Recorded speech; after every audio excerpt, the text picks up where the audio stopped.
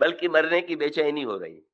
बोले ठीक है, जब नाटक में मैं कपटी और छली बन करके पाठ ले रहा हूं, तो बदले में तो मुझे मृत्युदंड मिलनी चाहिए, पर प्रभु के नाटक में, प्रभु की इच्छा से ऐसा बनने में मुझे कोई आपत्ति नहीं। और तब मारीच भगवान का शरणागत बन करके प्रभु के समक्ष जाता है। मेरे पत्रिका में भी तुलसीदास जी ने यही सूत्र दिया। बोले प्रभु, पहले तो मन को बस में करने के लिए मैं औरों के पास जाता था, पर मैंने पता लगाया कि मन हमें चलाता है, पर मन के पीछे मन को चलाने वाला भी कोई है क्या? भगवान ने पूछा, तुम्हें क्या पता चला मन के पीछे चलाने वाला कौन है? तुलसीदास जी ने पकड़ लिया प्रभु को। बोले, हाँ हारो करी जतन विविध विधि, अतिशय प्रबल अजय, तुलसी दास बस होए तब ही जब प्रेरक प्रभु पर जय। महाराज, उसको भी आप ही पीछे पीछे से चला बला रहे हैं, कहिए तो बेकार ही हम प्रयत्न कर रहे थे। ये मन जो है आपके द्वारा ही संचालित है, जब तक आप ही कृपा करके इसको अपने बस में नहीं कर लेंगे, हम मन को आप में समर्पित करने में सक्षम नहीं है। मानो इसी प्रकार से भगवान के नाम का जप करते हुए अगर जप करने में मन न लगे, माला में मन न लगे, तो ये मत कहिए, तब भगवान से कहिए कि महाराज हम तो चेष्टा करते करते थक गए, लेकिन अब आप ही कृपा करो। और जैसे आपने मारीच के पीछे दौड़ करके भी, मारीच भागता है और भगवान पकड़ने के लिए दौड़ते हैं, जैसे मारीच के पीछे आप दौड़े और अंत में उसको अपने आप में लीन कर लिया, इसी प्रकार से इस तमोगुणी मन को, दोष युक्त मन को भी आप दौड़ करके अपना लीजिए, एकाकार कर लीजिए। अगर हम भगवान के नाम से तन्मय होकर के प्रार्थना करें तो निश्चित रूप से हमारे मन का मारीच जो है वो भगवान में लीन हो जाएगी। गोस्वामी जी ने त्रेता युग में अवतार लेकर के जो लीलाएं संपन्न की,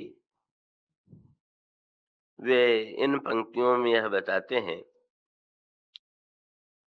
कि त्रेता युग की समस्याएं बाहर से देखने पर भले ही भिन्न प्रतीत हो रही हों,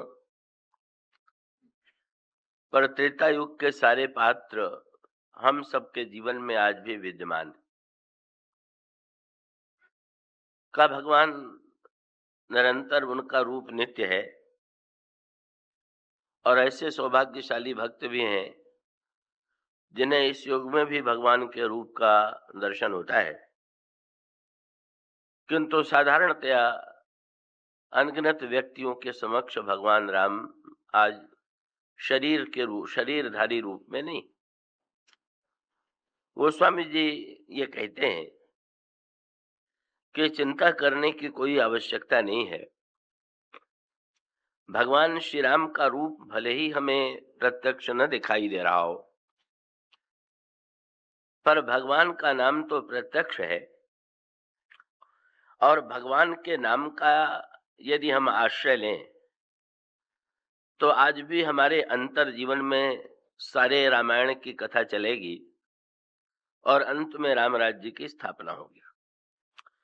इस संदर्भ में रामायण के जो विविध पात्र हैं वे किस रूप से हमारे अंतर जीवन में हैं, इसकी ओर संकेत किया गया है। तो जैसा मैंने कहा था कि ये प्रसंग तो प्रारंभ ही किया गया है, इसकी समग्र व्याख्या संभव नहीं है, पर आज संक्षेप में नाम महिमा पर एक दृष्टि डालने की चेष्टा की जाएगी। मुझे विश्वास है कि आप पूरी एकाग्रता और तन्मयता से उसे सुनेंगे।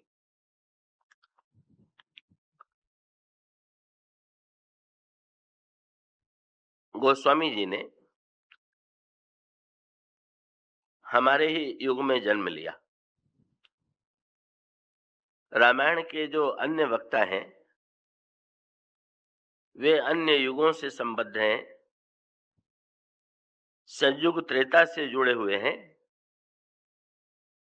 पर इन वक्ताओं में गोस्वामी जी हमारे ही उस युग में हुए, उस कलयुग में हुए जिसमें हम और आप हैं। और गोस्वामी जी ने अपने जीवन में जो धन्यता प्राप्त की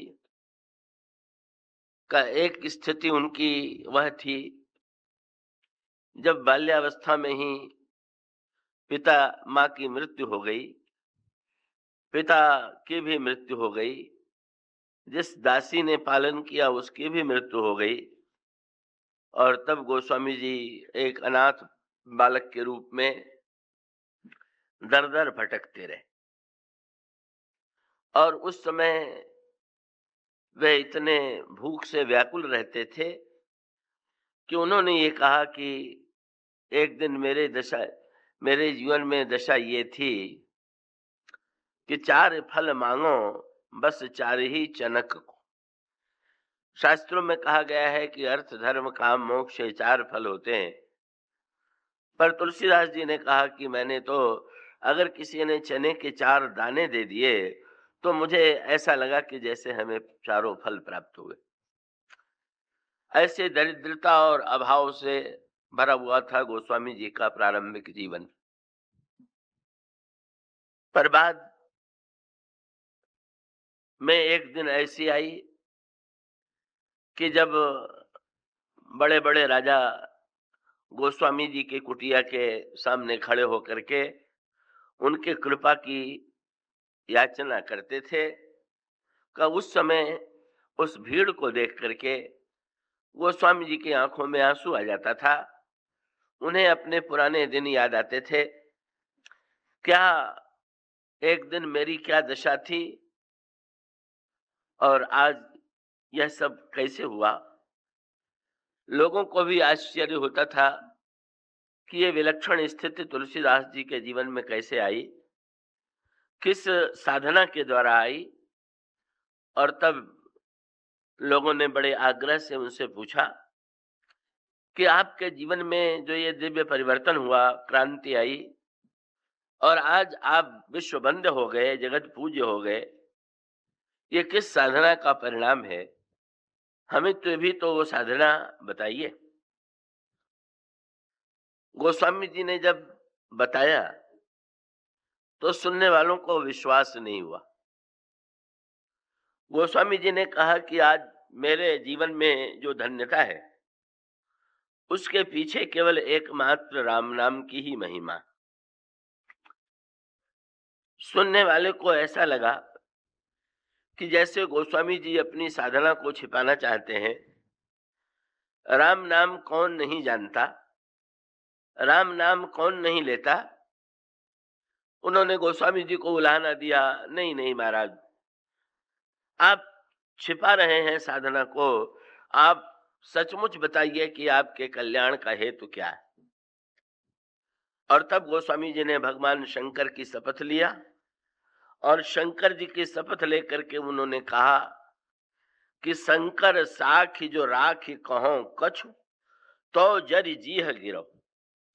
मैं भगवान शंकर की शपथ लेकर के कहता हूं कि अगर मैंने कुछ भी छिपाया हो तो मेरी जिह्वा जल करके नष्ट हो जाए। तब कैसे कल्याण हुआ। और वे स्पष्ट घोषित करते हैं, शंकर साखी जो राखी कहो कछु, तो गर जीह गिरो, अपनो भलो राम नाम ही सो, तुलसी ही समुझ परो। मैं कुछ भी नहीं छिपा रहा हूं, ये राम नाम के प्रभाव से ही हुआ है, बस इतना ही मेरा कथन। गोस्वामी जी सचमुच नाम के महानतम साधक थे, नाम भगवान के महानतम भक्त थे और नाम के द्वारा उन्होंने जीवन में धन्यता पाई। और वो धन्यता का जो उन्होंने अनुभव किया, वो नाम वंदना प्रसंग में उन्होंने हम सब के लिए बांट दिया। उन्होंने मंत्र को छिपाने की पुरानी परंपरा थी, पर गोस्वामी जी ने मंत्र छिपाया नहीं। उन्होंने कहा कि ये तो मंत्र खुला हुआ है, आप में जो लेना चाहे उस मंत्र को ले ले। पर प्रश्न ये है कि राम नाम की जो महिमा कही जाती है वो यथार्थ है कि केवल स्तुति वाक्य। और राम नाम की यदि ऐसी महिमा है तो हम में से न जाने कितने व्यक्ति राम नाम लेते हैं, पर क्या उनको अपने जीवन में उस धन्यता और पूर्णता की अनुभूति होती है जिसका अनुभव तुलसीदास जी ने किया।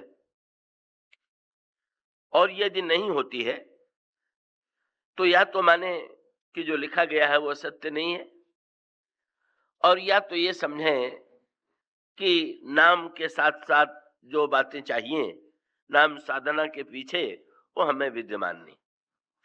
वो स्वामी जी ने इन समस्त प्रश्नों का बड़ा विस्तृत उत्तर दिया और उन्होंने एक दृष्टांत के द्वारा अपनी बात हम सबको समझाने की चेष्टा की। उन्होंने ये कहा कि वस्तुतः उन्होंने दृष्टांत दिया रत्न का।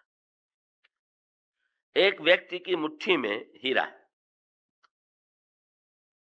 और अगर उसको हीरे के रूप में न प्रतीत हो रहा हो, कांच लग रहा हो, कहीं उसको पड़ा हुआ हीरा मिल जाए और वो कांच समझ करके उसको मुट्ठी में उठा ले केवल एक खिलौने के रूप में, तो हीरे के की होते हुए भी हीरे की प्राप्ति का आनंद उसे नहीं मिलेगा, पहला अंतर। और इसका अभिप्राय क्या कि हीरे के लिए पहली आवश्यकता इस बात की है कि हम हीरे को हीरे के रूप में पहचाने, उसे कांच के रूप में मानने की भूल न कर बैठे। और उसके बाद एक व्यक्ति की मुट्ठी में हीरा रत्न है, पर क्या मुट्ठी में रत्न होने पर उसकी सारी समस्याओं का समाधान हो सकता है क्या? क्या रत्न भूख मिटा देगा? क्या प्यास मिटा देगा? क्या ठंड की समस्या का समाधान कर देगा? क्या निवास स्थान की समस्या उसके द्वारा पूरी हो जाएगी? तो इसका उत्तर है कि आप हीरे को मुट्ठी में लेकर के भी भूखे रह सकते हैं, प्यासे रह सकते हैं, जाड़े में ठिठुर सकते हैं, और हीरा आपकी किसी समस्या का समाधान नहीं करेगा। तब हीरे के द्वारा समस्या का समाधान कब होगा कि जब पहले आप एक जौहरी के पास जाएं और जौहरी के द्वारा उस हीरे के मूल्य की परख करावें कि ये कितने मूल्य का हीरा है। और मूल्य का ज्ञान प्राप्त होने के बाद जब आप हीरे को मूल्य के रूप में बदल लेंगे, आपने हीरे को जौहरी से कहा कि इसका मूल्य हमें दे दीजिए, और जौहरी ने आपको उसको बढ़िया हीरा है उसका बहुत मूल्य दे दिया। अब उस मूल्य के द्वारा आप घर बना लीजिए, वस्त्र खरीद लीजिए, भोजन की व्यवस्था कर लीजिए, और उसके द्वारा आपकी सारी भूख प्यास और समस्याओं का समाधान हो जाएगा। इसका अभिप्राय गोस्वामी जी दृष्टांत देते हैं राम नाम के संदर्भ में। गोस्वामी जी कहते हैं राम नाम भी जो है वो दिव्य रत्न है, पर राम नाम के दिव्य रत्न को क्या सचमुच हम उसकी महिमा को, उसके रत्नत्व को जानते हैं क्या? इसका अर्थ यह है कि वस्तुतः राम नाम की महिमा को, राम नाम के तत्व को जानना इसलिए बड़ा कठिन है कि व्यक्ति जो मूल्य चुकाता है संसार में, वो दुर्लभता का मूल्य चुकाता है। रत्नों का भी मूल्य इसीलिए अधिक है कि वे दुर्लभ है। सोने का भी मूल्य इसीलिए है कि वो दुर्लभ है। मनुष्य के जीवन के लिए अन्न की तुलना में न तो सोने की आवश्यकता है न तो रत्न की, लेकिन अन्न का मूल्य कम है और सोने और रत्न का मूल्य अधिक है। और इसीलिए है कि जो वस्तु जितनी दुर्लभ होती जाएगी उसका दाम उतना बढ़ता जाएगा। तो राम नाम के साथ सबसे बड़ी समस्या क्या है कि अन्य रत्न दुर्लभ होते हैं, इसलिए उनका मूल्य व्यक्ति के समझ में आ सकता, लेकिन ये राम नाम का रत्न इतना खुला हुआ और इतना सुलभ है। 2 अक्षर का रा और म ये शब्द, और उसे देख करके जैसे का हीरे को देख करके भी ना समझ व्यक्ति कांच समझने की भूल करे, मूल्य देख करके चुकावेगा तो हीरा समझेगा, और सड़क पर पड़ा हुआ पावेगा तो कांच समझ लेगा, क्योंकि वो सोचेगा वाह हीरा यदि होता तो इसका बहुत दाम देना पड़ता। तो राम राम नाम के रत्न के साथ सबसे बड़ी समस्या ये है कि ये रत्न है अत्यंत सुलभ, अत्यंत सरल। और इसीलिए जो लोग दुर्लभता के द्वारा मूल्य आंकते हैं, वो लोग राम नाम की महिमा को आंकने में असमर्थ हैं। वे तो समझ लेते हैं कि ये तो एक छोटा सा 2 अक्षरों का शब्द मात्र है। तो आवश्यकता किसकी? जौहरी की। और ये जौहरी कौन है? कि ये जौहरी सदगुरु है। जैसे रत्न के मूल्य को जौहरी पहचानता है, इसी प्रकार से राम नाम की महिमा का जो वास्तविक मूल्य है, वास्तविक उसकी उसका अर्थ है, उसका ज्ञान तो सदगुरु को ही होता है। बड़ा सांकेतिक प्रसंग आता है क्या? गोस्वामी जी ने राम नाम की तुलना में ये कहा कि श्री राम ने अहिल्या का उद्धार किया था और राम नाम के द्वारा हमारी कुबुद्धि की अहिल्या का उद्धार हो जाता है। पर अहिल्या के उद्धार में आप नाम साधना के रहस्य पर दृष्टि डालिए। भगवान राम के 2 चरण जैसे हैं, उसी प्रकार से राम नाम में भी 2 अक्षर है। पर बड़ा सुंदर विवाद, बड़े व्यंग विनोद में इसका रहस्य सामने आया। जब विवाह के पश्चात भगवान श्री राम जनकपुर वासिनी सखियों के साथ कोहबर में गए, तो वहां पर उस कोहबर में पुरुषों का प्रवेश नहीं, वहां केवल स्त्रियां ही स्त्रियां हैं। ये भक्ति का सबसे अंतरंग स्थान है कोहबर। और वहां पर चारों राजकुमार बैठे हुए हैं, चारों दुल्हन हैं और स्त्रियां बैठी हुई। श्री राम का स्वभाव बड़ा संकोची है, वे दृष्टि नीचे किए बैठे हैं। सखियां चाहती हैं कि किसी प्रकार से इनकी दृष्टि मेरी ओर जाए, मेरी ओर देखें। उन्होंने सोचा कि क्या उपाय करना चाहिए। तो भाई मिथिला नगर तो प्रेम का नगर है, का अगर कोई मर्यादा का नगर होता तो सखियां प्रार्थना करती कि जरा मेरी ओर कृपा की दृष्टि डालिए। भक्त लोग भगवान से प्रार्थना करते हैं, मेरी ओर देखिए। पर सखियों की भाषा मर्यादा की भाषा नहीं, सखियों की भाषा जो है वो तो प्रेम की अटपटी भाषा है। प्रेम का स्वभाव, प्रेम की भाषा जो है वो बड़ी टेढ़ी मेढ़ी होती है। सुन केवट के बैन प्रेम लपेटे अटपटे। सखी ने श्री राम से कुछ नहीं कहा। एक सखी ने दूसरी सखी से पुकार करके कहा, चाहती यही थी कि श्री राम सुन ले, लेकिन उसने श्री राम से कुछ न कह करके उस सखी को संबोधित किया।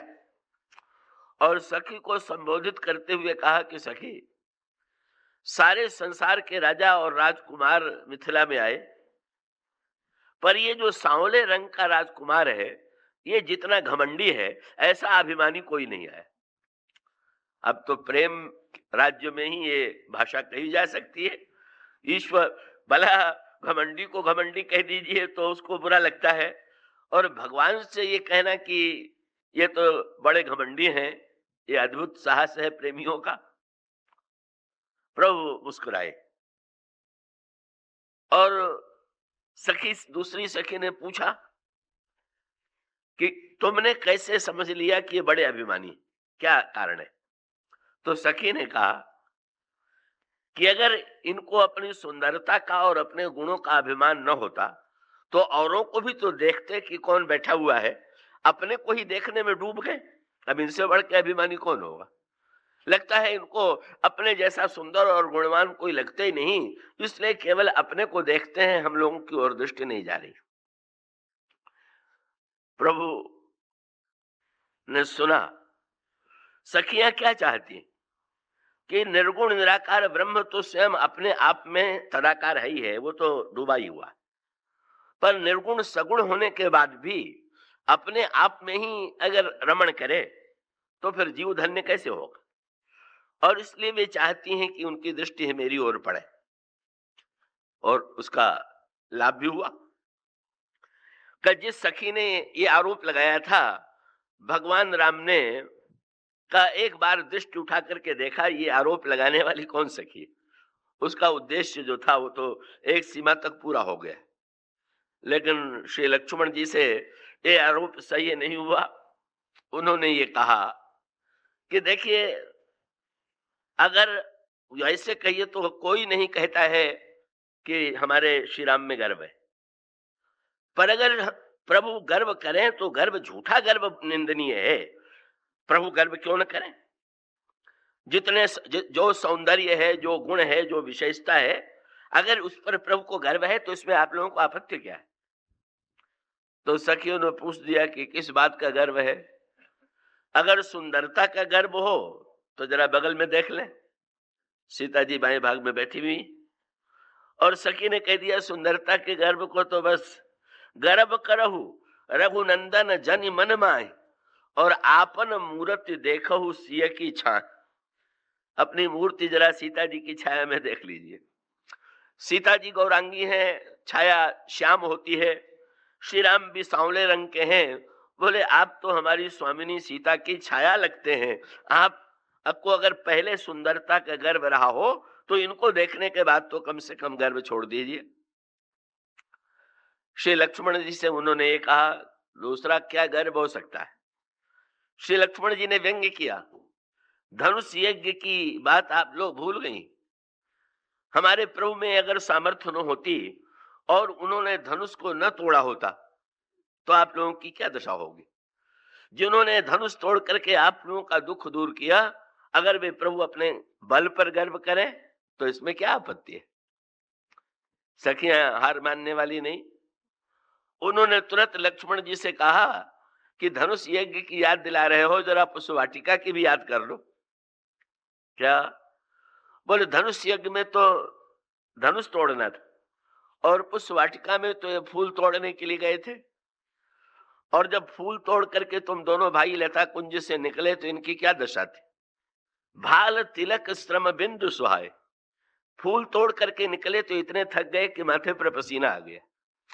जिसको फूल तोड़ने में पसीना आ गया वो धनुष क्या तोड़े? नहीं तोड़ सकता है? कौन सा गणित? तब बोले, ये तो हमारे स्वामिनी और हम लोगों की प्रार्थना का बल था कि हम लोगों ने देवताओं को मना करके और धनुष तोड़वा दिया। ऋणी तो इन्हें और तुम्हें हम लोगों का होना चाहिए।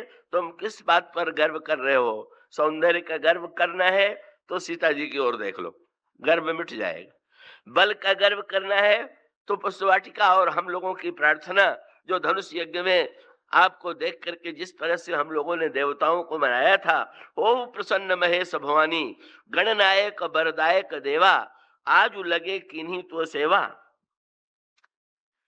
श्री लक्ष्मण जी अब भी हार नहीं मानने को प्रस्तुत हैं। लक्ष्मण जी ने तुरंत अहिल्या उद्धार की याद दिलाई। हमारे प्रभु इतने सर्वशक्तिमान हैं कि जड़ अहिल्या का उद्धार भी उन्होंने चरण स्पर्श के द्वारा कर दिया। उस समय तो आप लोग थी नहीं। हमारे प्रभु के इस सामर्थ्य को देखिए। जो चेतन कहां जड़ करई जड़ई करई चैतन्य, ये ईश्वर का लक्षण है।